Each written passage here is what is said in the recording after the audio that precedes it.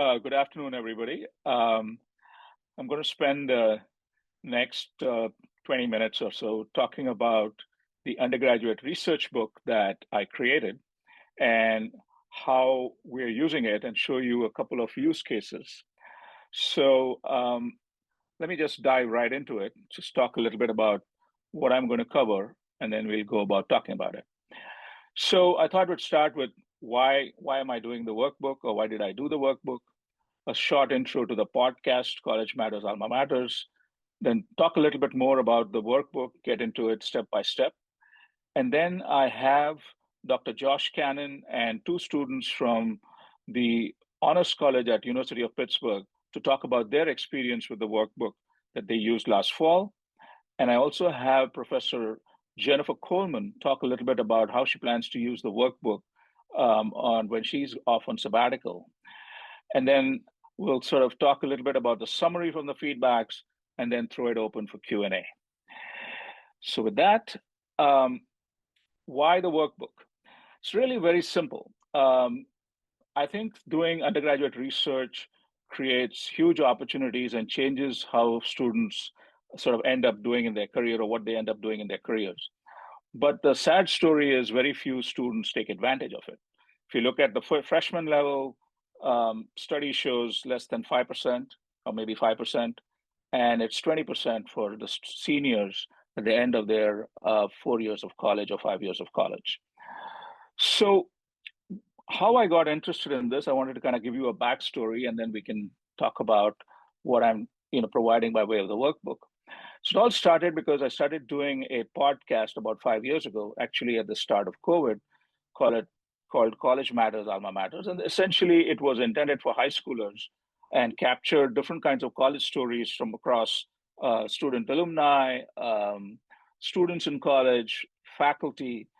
And I ended up talking to a lot of schools, a lot of alumni. And over the last 5 years or so, I've done well over 400 episodes, and about 75 of them have been undergraduate research stories. The kind of topics that I started covering were quite varied, but undergraduate research I found was really informative and inspiring. And so I started looking at why students were doing research, and the varied sort of set of reasons. In some cases, it was a passion they had. For example, Gavin was really interested in the weather, so that was something he pursued at Dartmouth in terms of research. Megan, it was something very personal. Her father fell ill, and that sort of really inspired her to start looking at some biomedical research. Kayla and David, it was just one of those hikes she went on with their advisor and found the sagebrush, and they started sort of investigating what kind of cancer help it might provide. And then Anna Quitter, just was bothering her prof at the office hours, so he thought he should find something to distract her, and that's why she ended up doing research. But most people just fall into it. And I felt this falling into it is not really a very structured process. And so we ought to do something to up the numbers and to make it more structured, and hence sort of the workbook. The workbook is really a very simple step-by-step process. The idea is to get freshmen to get engaged in research, but most importantly, give it a shot, give it a try. It's not just for certain kinds of people. Anyone and everyone should try research. And so I defined a process, a 5-step process, as we'll look at very quickly. And then I also provided some ability for each institution to be able to customize it for their own needs. And I'll sort of share what that is. It's in PDF format, it's an electronic distribution, and it's all you can eat, campus-wide license at $500 a year. That's sort of the entire workbook and the commercial aspect of it. So in order to do this, I was encouraged, supported, and folks reviewed it, tried it out, piloted it, and I have a host of people to thank. I see them on the screen. Kerr has been a big part of it. So have been a number of faculty mentors and professors who have also been on my podcast, so you can catch them there as well. But their support has been invaluable in making the workbook or get it to where it is today. So let me sort of just dive in or double click on the workbook. Start with the podcast, as I said. So I've curated a set of stories, and the first step is really what I call getting a feel for undergraduate research. And there's a worksheet that goes along with it, so students can make notes of the kinds of experiences that these students have had doing research. So they sort of hopefully get inspired by that. The second part is really listening to stories on why they did undergraduate research and the skills that the students gained as a consequence of doing research. So that's sort of the second part of it. And the third one is really the question, is undergraduate research for me? And try to develop your own criteria for what you might look for in undergraduate research. These first three steps take, as you can see, about 140 minutes. So less than two, a little over 2 hours. I'm sorry, 60 plus 40, 100, less than 2 hours, you can actually do these three steps. So once you've done that, you can apply it to your own department and try to find research areas that might be of interest, shortlist them, and then go check it out. And in the form of informational interviews, shadowing, actually doing it, and hopefully you find one or two to try out and you end up with some good research that you end up doing during your years of college. So these are the 5 steps that are part of the workbook. I've just showed that in very graphical form here. Now, the workbook gets used in a variety of different ways. One we are going to talk about here with Dr. Cannon and students is how it was used in a seminar, and we'll talk about that in a few minutes here. Freshman orientation is another place where the workbook could be used to get students excited about doing undergraduate research and sort of helping them do their own research in order to figure out what they really want to do. The other one at SDSU Honors College, they've taken the workbook as a substrate to extend for more high impact practices as well. So beyond research, for internships and for study abroad and for other kinds of things that students may be able to do. And lastly, another example is one by Professor Coleman that we'll hear about right now, again, as to how she plans to use the workbook for her own research during the sabbatical. So before we actually jump into Dr. Cannon and the students, I just want to say that if you want to check it out, I've provided a QR code and there's a link, and we can do a walkthrough of the workbook. And I'm happy to sort of set up a call and do that, but you can just fill it out and fill out this form and connect with me. So this will be in the form of slides that will get distributed. You could also get the QR code right off the screen, I'm sure. Okay, so let's hear how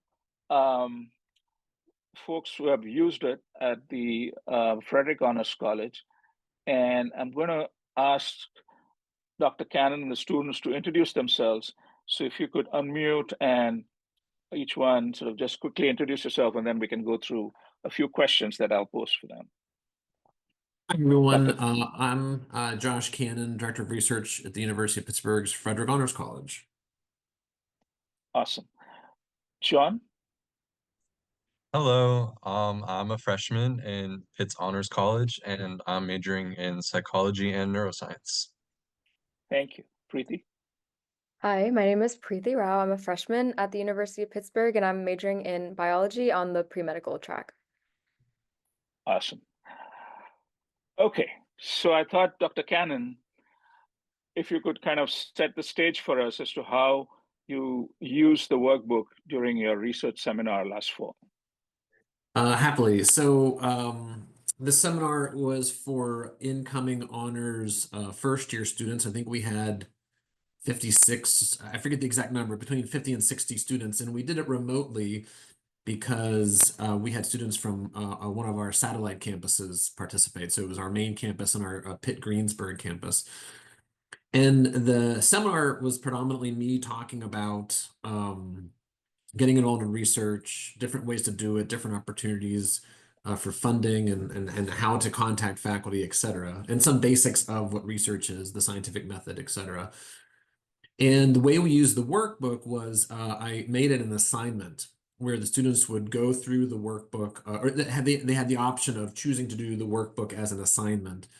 And then they went through the workbook on their own. And at the end of the semester, their final project was to turn in kind of a critique, not necessarily a critique, but a feedback on the workbook. Critique was welcome, but also some students were really positive towards it, so it wasn't full of critiques. And so we use it kind of as a second layer, I would say, of advice and activity and feedback that was on top of the content I was providing myself. Awesome. So we got about 20 or so individual students' feedback from Dr. Cannon's seminar. So I'm going to ask John next about what he thought about the workbook, the general concept and the idea itself. Yeah, so when I read the workbook for the first time, I actually really liked the concept of the workbook because for me, it just felt like a way to really streamline that process of getting involved in research. Coming Mm-hmm. in, it feels like a very abstract idea and not something that just has like a laid out path towards getting involved in. So having a workbook that you can work through and sort of see each individual step towards getting involved in research really struck me as something that could be very beneficial for people who, especially people who have not really been a part of the research process before college. So I really enjoyed that aspect of it. Thanks, John. So Preeti, how did you or what did you think of the idea of using stories, the podcast stories in the workbook? Yeah, I thought the podcast stories were a great addition to the workbook. As someone who was eager to get involved in research but didn't know much about it, I think these stories they gave me really good exposure to other undergraduate researchers and gave me an idea of how I want to go about finding my own research and the kind of work that I was interested in. And so I appreciated that this was the first part of the workbook so that I could hear from others' experiences and get good exposure right off the bat. And I also like the fact that there were speakers doing research in STEM fields because that's what I was interested in. So there were Mm-hmm. people further down the path who were doing things that I was interested in. So I definitely got a lot of ideas from that as well. Thank you. Let's go back to John again. So John, if you wouldn't mind talking about the 5-step process. I mean, how did that go and how did that feel? Yeah, like I said before, I think really having that laid out in just a step-by-step process really helped it feel a lot clearer and a lot more sort of sequential, and more accessible, for for me and other people that I talked to in the class.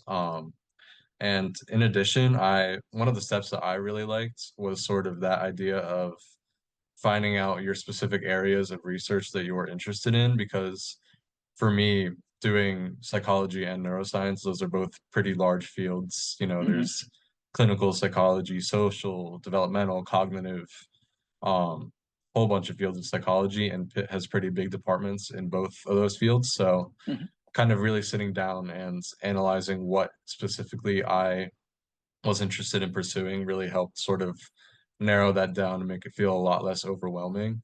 And I think that was kind of a common theme throughout all 5 of the steps, was really sort of taking that overwhelming aspect of getting involved in the research and really diminishing it to making it feel more accessible.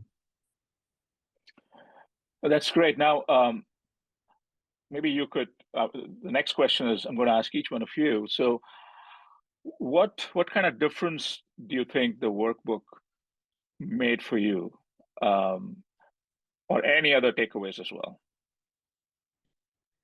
Well, I can go first. I think that this is a really beneficial first step for students looking to get involved and just getting their foot in the door. Because, like I said before, like I knew I wanted to get involved in research, but I wasn't really sure how. So I think this Hmm. was the great first step in that process. Because not only did it give me the insight on how to reach out to people, like emailing labs and working reflecting on the research that they were doing themselves, but it also helped me reflect on the kind of research that I'm interested in and Hmm. so that I could know better how to go about which labs to email and the kind of work that I personally wanted to do. So I think one of the biggest differences that this workbook is making is that it's along with guiding students down the process of finding research, it also allows them to question what kind of research they want to get involved in. And this allows for more genuine curiosity and desire for pursuing research, which is very beneficial down the line. Awesome. John, do you have anything to add? You want to add to that? Yeah, I agree with all of that. I also think that it really made a difference in the way that I kind of perceived research to be because I feel like, the stereotypical vision of research is like in a lab, especially in like a STEM field. Hmm. And while that is sort of related to what I want to do, also a lot of the times in psychology, you're not necessarily in a lab. You're Hmm. working, face to face with people. And so kind of hearing about all of those sort of different areas of research and different ways that research can be conducted really kind of helped me visualize more what my experience in research might possibly look like. Hmm. Um, and in general, just kind of reading through this and really getting an idea of what to do kind of boosted my confidence and made me feel more, um, it made me more like confident in taking that first step and reaching out to people, just to get involved in research and kind of knowing that, um, people want you to be involved in research and there's always, people looking for students and this really served as a guide to kind of get your foot in that door. Awesome. Now, I thought I'd close with both of you on the suggestions. I mean, you guys use the workbook. What kind of things would you like to see in the workbook? John, maybe you could talk first, and then Preeti. Yeah, I'll start. So I think one thing that I really would have liked to see in the workbook was maybe a more detailed section about actually the process of reaching out towards a principal investigator or a Hmm. faculty member. Because I feel like that and specifically is the most sort of intimidating part of getting involved in research and sometimes the most confusing. Hmm. So maybe just sort of like a secondary step-by-step process of like how your emails should be formatted, what questions to ask, maybe, how to narrow down specifically which people to email. Hmm. Because sometimes there's a lot of like, if you look at a lab page, there's a lot of people listed as faculty for the lab. So Sure. specifically who you should reach out to, kind of tips like that that make it a more streamlined process to actually reach out to those people and give you the best chance of actually sort of getting involved in their research. Terrific. Preeti? Yeah, so like I said before, I think that this is a great guide for people who just want to get their foot in the door and they don't know exactly how to start. So, kind of based off of that, I think one suggestion is to step 3, and that step basically questions prospective researchers to consider why they want to pursue undergraduate research and to consider that undergraduate research isn't for everyone. Because I know a lot of the times, if you're on a path, like some pre-health track or a lot of things like that, people think that they have to get involved in research. And so I think this step is really important because it helps you reflect on yourself and your own interests and see, do I really want to get involved in research? And if I do, what am I interested in? And I think that this is such an important part of the book that I would actually move this to the first step. I think this should be the first thing that anyone should do is kind of reflect, why do I want to do this? What do I want to do?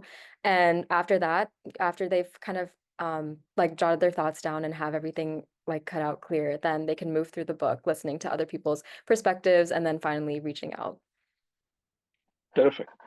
Thank you, John and Preeti. I'm going to go back to Dr. Cannon and have him kind of provide some closing thoughts on the workbook and how it worked in the seminar. Well, I thought that it was a really nice aid. Obviously, I was providing content myself Yeah, that was in some ways redundant, I suppose, with what was in the workbook. But I think the workbook was able to introduce a structure and kind of a hand-holding structure that the students could work with on their own instead of the short time that they had with me in my seminar, my online seminar. And so I was really excited to be able to provide them with my insights and my experience and my advice, but for them to have, as I said before, a second layer of support sure. that the workbook provided. And because I did it my way and the workbook did it its way, or your way, I should say, um, they got the benefits of both of these points of view, which are very complementary, Hmm. or perhaps I should say supplementary, right? And that Yeah, the yeah. workbook filled in some gaps that maybe I wasn't able to address, or as I said a minute ago, enable the student to work through their thoughts on research and to engage with advice on how to get involved with research at their own time and at their own pace. Fantastic. Thank you, Dr. Cannon, for actually trying out the workbook and for all this wonderful feedback. And thank you for coming on here and sharing you and your students, at least experiences at this point. So thank you so much. So I'm going to now provide a quick summary from the feedback that Dr. Cannon's seminar class provided. So I just took that and created a little chart. And as you can see, it's been very positive. And one of the things that I've highlighted there is over 50% of the folks who gave the feedback said they plan to do research, which was very heartening to see, which obviously is the objective of the workbook, and why it cannot be more is sort of the question to ask. And the other thing that obviously is nice is that the folks who used it thought other freshmen should use it. So these are the two things I feel like were very good and positive, and really made me feel like I should press ahead with this workbook. Um, so thank you, Dr. Cannon. Thank you for all the stuff that you've done so far.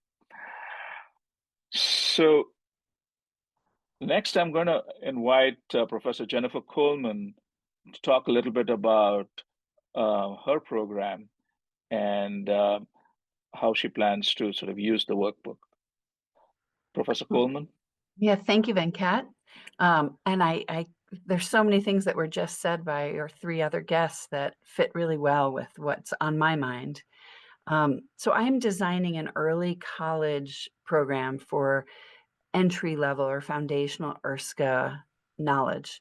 And it fits really well with Pitt's Honors College, except that this will be for students who maybe aren't academically necessarily solid in their footing as they're getting started in college. And hopefully a lot of high school students will be engaged in this. So I have a sabbatical next year where I'm going to be designing this program. And the idea is that so many students figure out what scholarship is across the curriculum when they're juniors. And for some students, it's kind of too late to some extent, especially those neuroscience majors, for example. So the workbook is something I want to integrate into that. I want to use mine very cross-curricularly, so the full span of the university from arts to sciences, and then getting that early exposure. So Preeti made that comment about maybe doing some self-inquiry before doing some exposure. And I love that insight. I think with the students I'm thinking of, they may have to have a little bit of that exposure before they do self-reflection. But I love that she's highlighting this issue of the workbook is flexible and allows for pivoting. And somebody could easily say, let's do module 3 before we do module 1, or, intersperse them. And then I like hearing, Dr. Cannon, that your program was delivered online as well, because I want to be able to reach students who are underserved and underrepresented, and a lot of that is remote access that's needed. And then a big thing for me with the workbook, as I'm considering and planning to integrate it into the program, is it's a ready product. All the interviews, Venkat has provided so many resources that are ready to go, and we can curate from them or allow students to explore them. and have them help to curate resources for future students. But faculty who are asked to integrate undergraduate research early in the academic trajectory of students, they really need help in doing that. So my academy that I'm building is not just going to be for students, but it's also going to be for faculty to have ready-made resources, and the workbook represents that. And we don't have other products out there. We have lots of colleagues who have done this, lots of published articles about how to do it, but this is a concrete tool to really bring students to it, and faculty alike.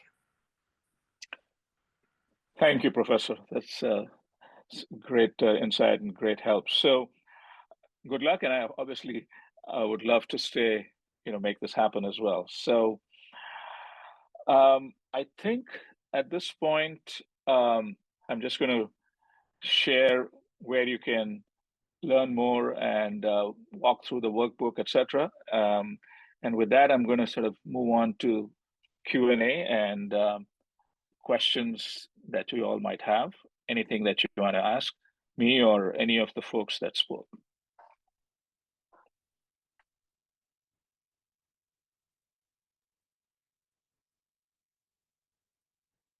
Yeah, so feel free to, you can unmute yourself to ask your question, or I will be monitoring the chat if you want to put a question in the chat.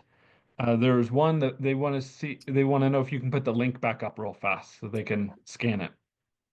Oh, sure.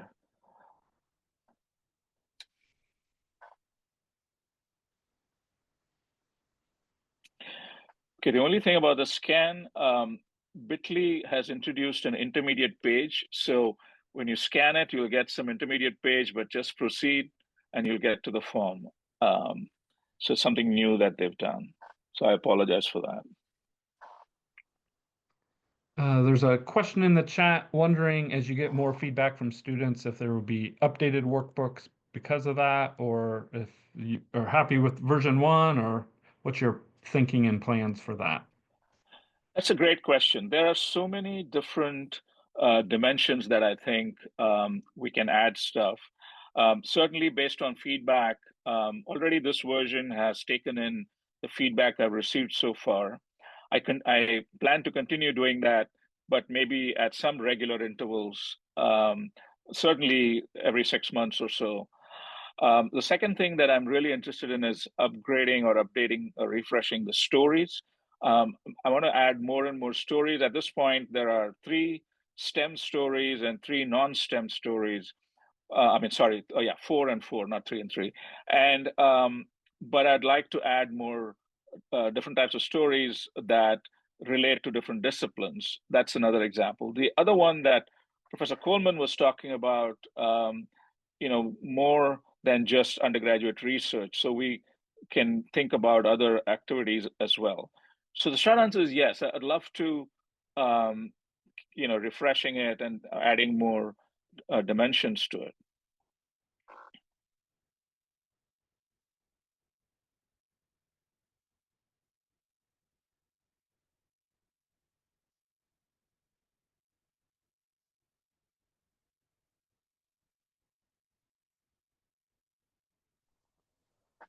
Another question is, can you address the issue of underserved first-generation students and their unique barriers? Honor students may have several opportunities, but we have those who slip through the cracks. How can we address those student needs? I think Professor Coleman might be best one to answer this. It's definitely one of my deep passions is the underserved, underrepresented first generation. I think that's the beautiful thing about the workbook is that it is pulling down so many of those barriers, right? It's allowing these students access to other students' stories. It's allowing students access to faculty that they otherwise, throughout the country, who otherwise they wouldn't get insights from. And I think maybe the 2 students who are on this call might reflect on, if you knew nothing about college, if you were coming in very unexperienced or inexperienced, without family systems that you could lean on and ask questions of, that feeling that the workbook was approachable, that it demystified, pulled away some of the curtains so that students can see the workings behind the scene. And that's what students want, right? They want a point of entry into the hidden curriculum of college. And the workbook is doing that in a way that is speaking to them, not above them. So I think it's really important. And my whole thing is, so many of our underserved, underrepresented students are accessing college in non-traditional ways. They're coming part-time, they're coming through the community college system, and they're accessing college online because that's the only option they have. And this is including adult students who are not of traditional age. And having a tool to facilitate that and using multimedia, using the podcast format, it's appealing and it's accessible, and it's just giving us another method. Thank you. Dr. Cannon, there's a question for you. Curious about the class you taught. Is this semester open to all majors? What other topics did you cover in your class to integrate this workbook into the seminar? Trying to envision how this would cover a term or semester, quarter, trimester. So it helps to hear more about your example of how you did it. Yeah, I'm happy to describe it. So this class was open to first year honors students on the two campuses, the Pitt main campus and the Greensburg campus. And I didn't really enter the class. It was the first time I taught the class, and it was just a 1 credit course. So it was 1 hour a week, not 3 hours a week. And I didn't really structure much of a syllabus because it was open to all majors. It was open to anybody in the honors college that was a first year, and it was offered in the fall. So truly first years, first experience, first years. And I was hesitant to create a structured syllabus for it because I didn't know where people were coming from or what people needed. And so the first couple hour sessions that we had, the first couple weeks, was me getting to know everybody, answering a lot of questions that they had. And then as I got a sense of where, and it was, like I said, over 50 people, so I wasn't quite able to establish a strong sense of exactly what everybody needed. But as I began to understand where the questions were leading me and what students were interested in, I was able to then try to at least, and John and Preeti can indicate if I was successful or not, try to provide information and lectures that address the needs based on the questions and student level. So we talked about some very, very basic research topics like research questions, the scientific method, data collection, qualitative versus quantitative. We talked about a little bit about writing abstracts. We spent a lot of time in the middle and later parts of the semester talking about proposal writing. Just so that students, because a lot of these students probably aren't going to write a proposal for another year or two, or maybe, I also manage our research fellowships, which requires a student to write a proposal. So I spent a lot of time talking about different research fellowship opportunities, not just at the Honors College, but across campus, and that almost all of them require a research proposal. So if you want to write a research proposal in the spring semester of your first year of college, you'll have kind of the basic building blocks to do so. And in fact, that was the other assignment that students were able to choose. Instead of reviewing the undergraduate research workbook, they were able to write a short proposal just to kind of get some experience with getting their thoughts on the page. And then I gave feedback on those proposals. And so it was a little bit open-ended, a little bit loose, I suppose, but trying very hard to address some basic topics and answer questions. I also spent a lot of time saying, how do you contact a professor to tell them that you're interested in doing research with them? That very, very basic process, and some different strategies that go into that, keeping the email short, not including a resume necessarily in your first email, because these busy professors don't necessarily want to read anybody's resume until they think, oh, maybe I could use you in my research project. That's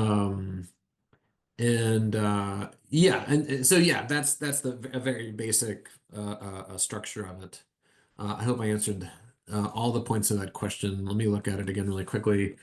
So yeah, how did it cover a whole term? Well, it was a 1 credit class, so it was really a third of a class in the traditional sense, so that helped a lot.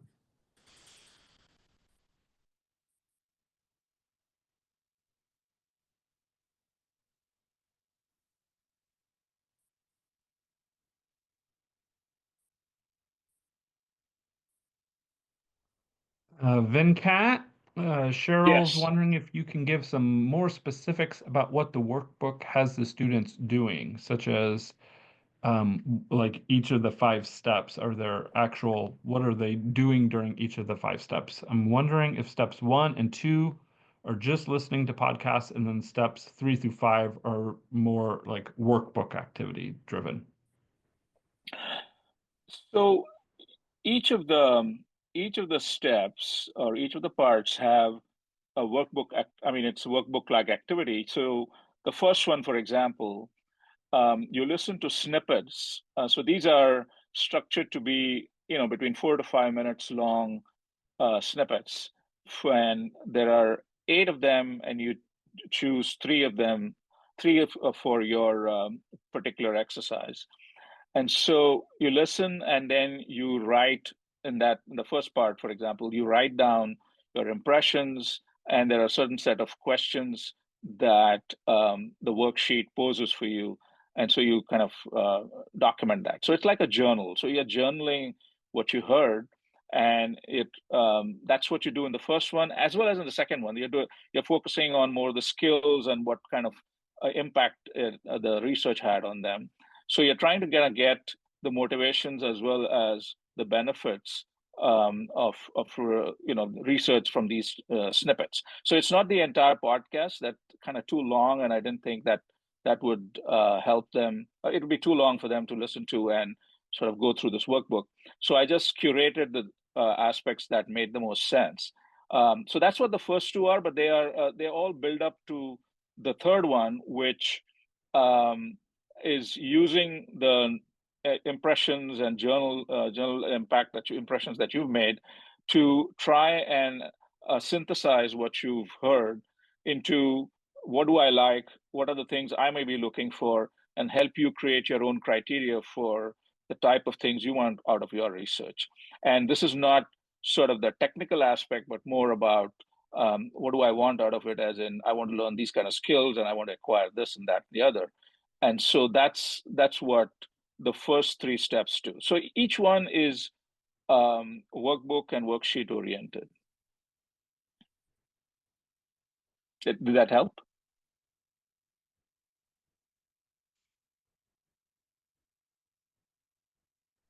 Yes, she says thank you. Okay, sure.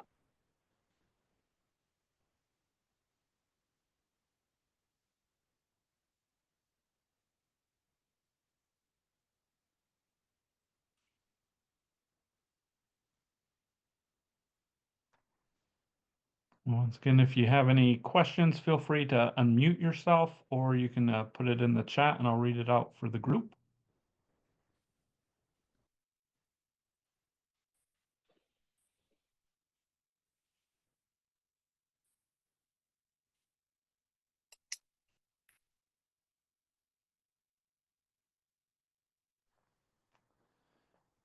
Sophie has said, giving students these initial structure steps is useful.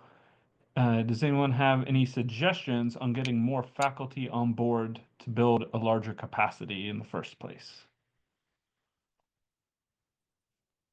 And by all means, if you're sitting in this room, you're an expert. So feel free to unmute yourself if you have an answer, or you can respond to Sophie directly in the chat. But Venkat, Dr. Cannon, Dr. Coleman, if you have any thoughts on getting faculty involved as well. Maybe Dr. Cannon has some thoughts. I was going to just briefly share also Oh, something okay, sure. Yeah, Go something ahead. that always immediately comes to mind for me is be careful how much interest you generate on the side of students if you don't have faculty to respond to their demand. There's also kind of the field of dreams mentality of if you build it, they will come. And Yeah. if students are out, sending emails to faculty and asking them, what do you do? I'm so interested in the work you've done. That can help, I think, to inspire faculty. It can remind them. I find for myself, so much of my passion for scholarship comes from being in relation to other people in the process of doing that scholarship. So that's something that definitely comes to mind for me. We're very privileged, I must admit, in that we have different research fellowships and different programs where faculty benefit from our engagement with their students. We're either paying their students to do research with them, or training their students on some of the basics of research. We're giving their students opportunities to present the research. And so we're very, very lucky, very, very privileged that the faculty generally view us as a bonus, as a nice resource to help support and develop their students. And so we leverage that to come back and say, hey, will you review for these, will you review proposals for these research fellowships we'd like to award, or will you work with some of our students? And so that is a really great starting point, and we're very lucky to lead off with it. In the absence of that type of programmatic and financial structure, experience that I've had, and I think it kind of tails on what Professor Coleman just said. It's in a little bit of a different way, but it's the personal relationship. So I am very lucky that I was an undergrad at Pitt, and then I went and got my PhD. Then I came back to work at Pitt. And so I already knew a lot of faculty when I started my job. And I said, hey, I'm back. And you might remember me from several years ago. I'm doing this. Does it interest you? And so just spending a lot, and this is before COVID, so that made it even easier, but just spending a lot of time being on campus, walking around campus, introducing, making sure people knew who I was and what I was trying to do. And so the personal connection, I mean, it's just networking, which I don't, that's just a very, very basic human activity and benefit, but making sure the faculty know that you exist and that you are doing good things with their students. Yeah, kind of like, again, what Professor Coleman said, if you build it, they will come. If the faculty can see that you are adding value, it might take a while, it might take years, right? We're still building. The Pitt's Honors College has been around since the 1980s, but we are still building. And so it might be slow, I suppose, at times, but a very crucial building block is letting the faculty know who you are and what you're up to. And hopefully that simple process will engage their interest and make them think of you and to say, hey, do you have any students that could come work with me? I really need students. Or the reverse is students saying, hey, I really want to do this psychology work. Are there any faculty members that you know that are looking for help in that regard? Awesome.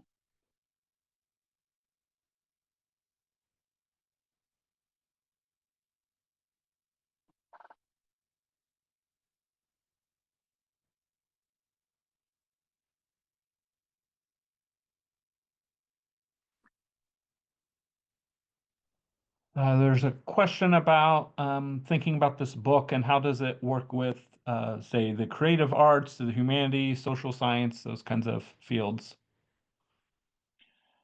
Sure.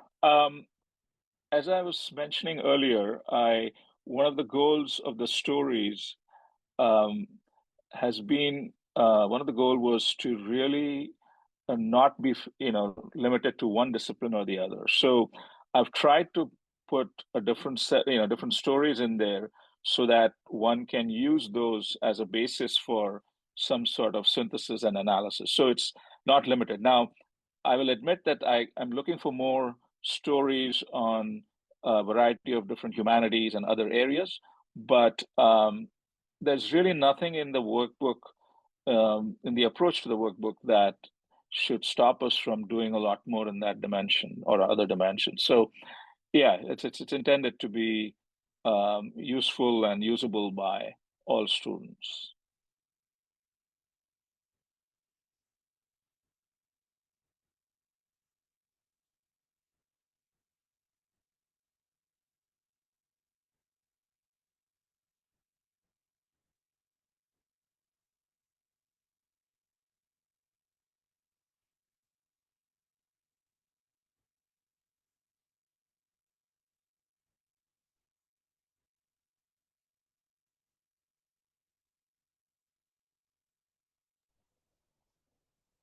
We have a few more minutes, so if you do have a question, feel free to put it in the chat or you can unmute yourself.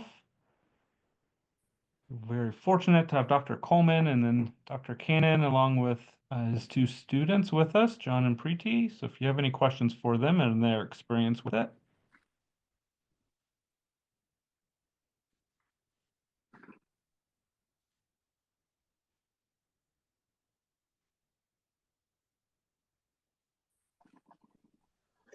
I'm going to just take a second to just give Venkat a shout out and a thank you. When I was in college, and this is in the podcast interview he did with me, I was fortunate enough that I just so happened to be dating somebody whose parents were professors, and I was a first generation college student, and the youngest of 5, and my parents were not very involved in guiding me, and I got guidance from somebody else's parents, and this workbook would have been a good fill-in for me. It would have provided that guiding hand. I knew how to approach faculty. I knew, how to pick the area that maybe I wanted to study in psychology. How to knock on that office door and broach that moment of putting myself out there for the first time in a way that was uncomfortable, but also really exciting and was a difference maker for me. My doctoral program ended up being the same doctoral program that person who was behind the door had gone to. So hopefully we find the right people and the right resources at the right time for us. And this represents a new resource for all of us to consider bringing to our students. So it's a win in that way.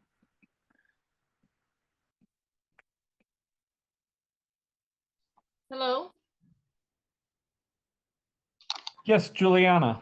Hi everyone. I'm sorry I couldn't actually be from the beginning in the seminar and in the webinar, and probably I missed something. So the question is, how adaptable is this workbook? I'm undergraduate. I'm a mentor for undergraduate research in pharmacology. And the question is, how adaptable is this workbook for different biomedical sciences? And if it's only, as an introduction, because I didn't get it actually online. I don't know what happened with the URL. Probably it's a problem or something. So how adaptable is to biomedical sciences? It's only for a kind of introduction to mentor research for students, freshmen, or can you just say more a little bit on that? Sure. I kind of targeted it at freshmen more because that's a good place to start research. There's nothing in the workbook itself that anyone who hasn't done research or wants to sort of figure out it's a good workbook for them. So it really where you are in the process in college really is not so much the issue. It was just a convenient way for me to mark it somewhere. The second part about medical sciences, yeah, I mean, I don't think there's anything there that precludes that.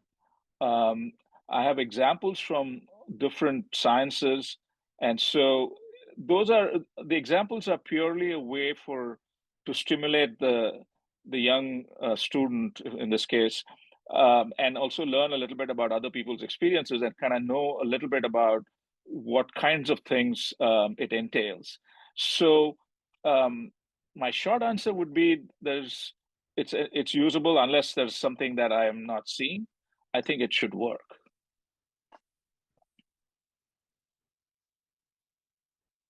Did I answer your question?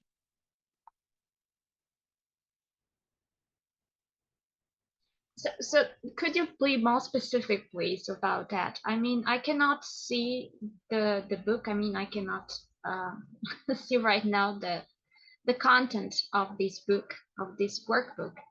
But is it something related to a general, how to say, Yes. Introduction, or it's more Yes. specific? It's a general introduction. It's a general introduction. Yes.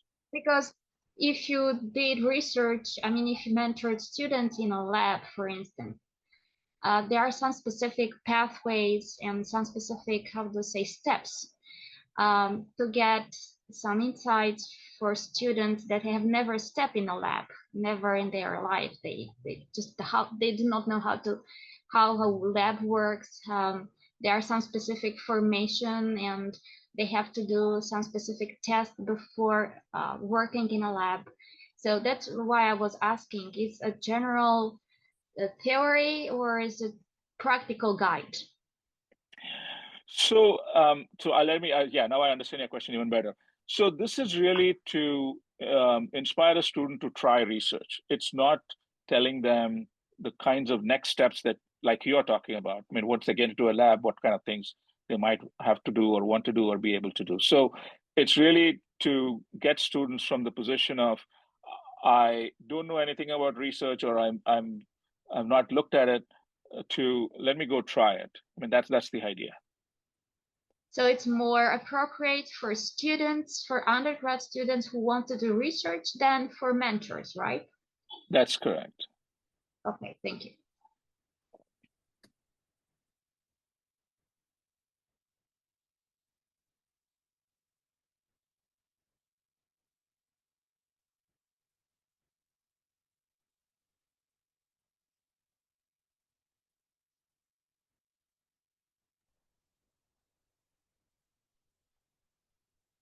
A couple more questions. Have you encountered any commitment challenges in using the workbook, especially for longer periods? And if so, how were they addressed?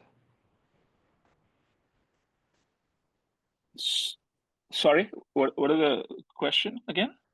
Have you encountered a commitment challenge to using the workbook, especially for longer periods? And if so, how did you address them?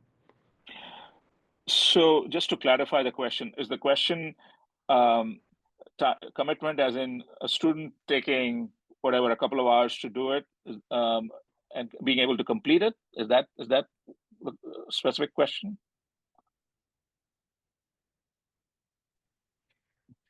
No, my question was the student is, I'm assuming the student would be using the workbook for as a continuous process in their research, right?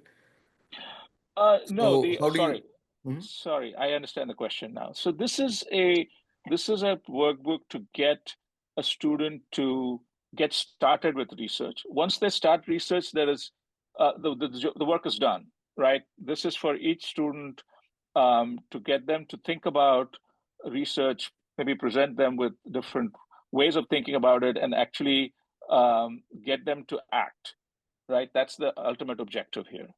And once they actually start engaging in research in whatever discipline, then there's no role for this workbook to play.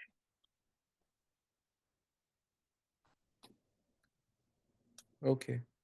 So it's not like they work like they so once they are working with a mentor on their research, it's not like they go back to the workbook and add some any feedback like or any No, no. okay. This is, Okay. yeah.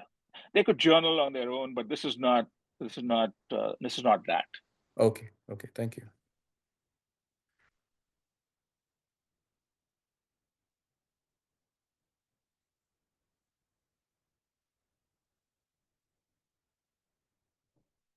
And then there's a question about, is there any place where they can see the workbook, interact with or table of contents or that kind of Sure. experience?